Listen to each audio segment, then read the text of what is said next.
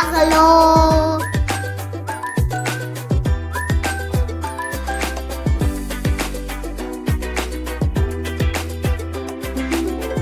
Waouh!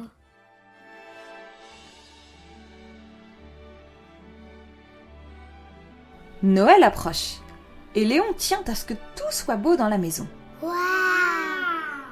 C'est une grande fête. Pour les fêtes, on se pare, on enjolive, on fait en sorte que tout brille et scintille. Léon s'est donné beaucoup de mal. Il ramasse branches, mousses et pommes de pin dans la forêt. Il y dépose des rondelles d'oranges séchées. Il noue des rubans rouges. Avec papa, ils sont allés chercher des guirlandes lumineuses que Léon accroche autour de la porte.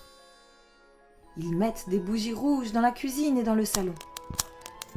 Léon prépare la crèche et il construit lui-même une étable en carton de couleur en découpant parfaitement sur la ligne. Puis, il peint de petites étoiles en doré et en argenté qu'il colle soigneusement sur les fenêtres. Splendide! Souffle maman en admirant le travail accompli. Waouh! De son côté, elle a fait des bouquets de houx qu'elle a semés un peu partout. C'est vrai, la maison est splendide, resplendissante. Le sourire et la fierté de Léon s'étirent de tout leur long sur sa figure. Waouh! On se sent bien quand tout est beau. S'émerveille-t-il. Ces moments de paix et de joie peuvent-ils durer quand on a une petite sœur? Léon est d'avis que non. Et sa petite sœur Sophie lui en donne tous les jours la preuve. Alors qu'il vient de coller la dernière étoile, la voilà qui surgit, surexcitée. Léon! Regardez! J'ai fait des anges pour mettre sur la fenêtre, à côté des étoiles. Elle les brandit, toute contente. Des anges? S'esclaffe Léon. On dirait des vieilles chauves-souris. Et il éclate de rire. Papa et maman doivent avoir besoin de lunettes, car ils félicitent Sophie. Bravo ma chérie, comme c'est joli. Ce n'est pas joli du tout. Léon fulmine. Pas question d'accrocher ces horreurs à côté de ces belles étoiles. Maman se lève, et la voilà qui revient avec de la pâte à fixe. Viens m'aider à les coller, Sophiette, Non, non, non, non, non, non. hurle Léon. C'est affreux. Je ne veux pas que ces anges affreux gâchent toutes les belles décorations de Noël. Mais enfin, Léon, on participe tous à décorer la maison. C'est cela qui est beau. Papa le regarde d'un air sévère. Tant pis, puisque personne ne le comprend, Léon file s'enfermer dans sa chambre avec Albert, sa peluche mouton. Il sanglote de rage. Toute cette beauté gâchée. Allons, allons. Albert caresse la tête de Léon de son sabot. C'est du joli, cette bouille toute rouge et ces grands cris. Que se passe-t-il? Léon explique tout à Albert. Tout le soin passé à choisir, préparer, décorer. L'émerveillement devant les résultats si harmonieux. Et les anges chauves-souris de Sophie qui sont venus tout gâcher. Albert comprend tout à fait. C'était parfait. Et maintenant, ça ne l'est plus. Léon acquiesce. Exactement. Albert rigole. Et tout comme moi, j'étais parfait. Avant que tu ne colories ma laine en bleu et que tu mordis mon sabot arrière gauche. Léon grogne. J'étais petit. Albert poursuit. C'est vrai, mais j'étais mieux avant. Hein. Léon cesse de pleurer. Il réfléchit, se redresse. Non, tu n'étais pas mieux avant. Avant, tu étais comme n'importe quel mouton. Maintenant, tu es Albert. C'est cela qui te rend beau.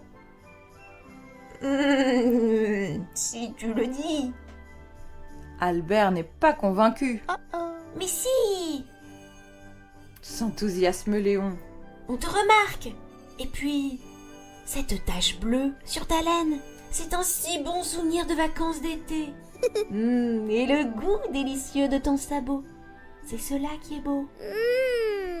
Albert sourit.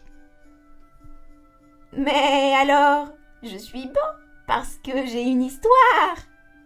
Des souvenirs à partager. Quelque chose d'unique.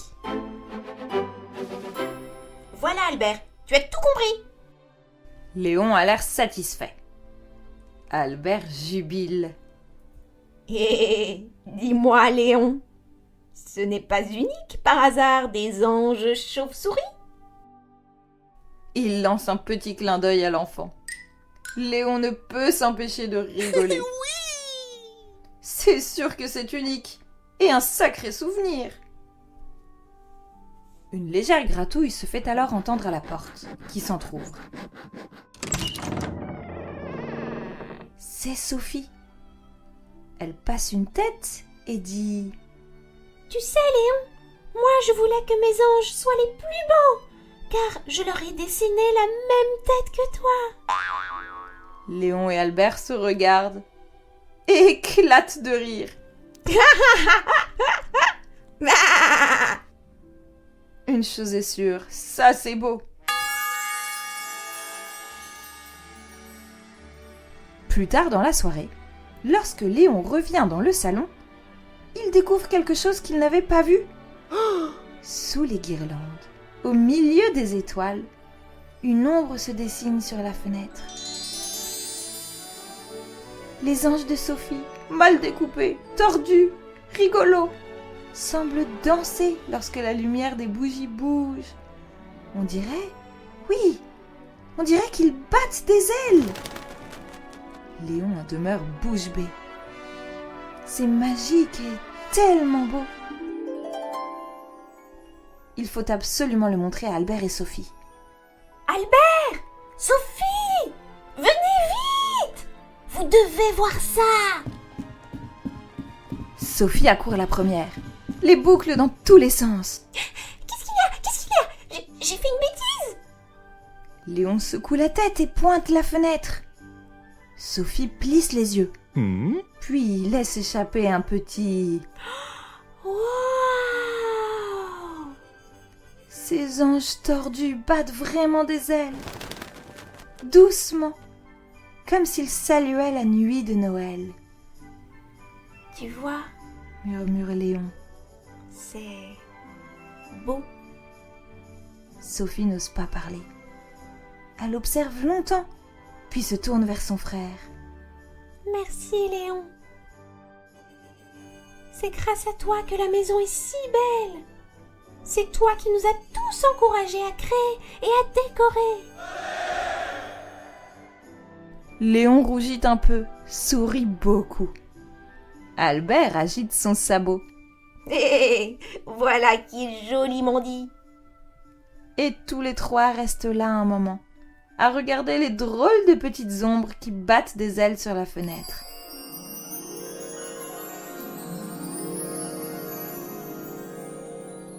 La beauté de Noël, cette fois, brille pour tout le monde.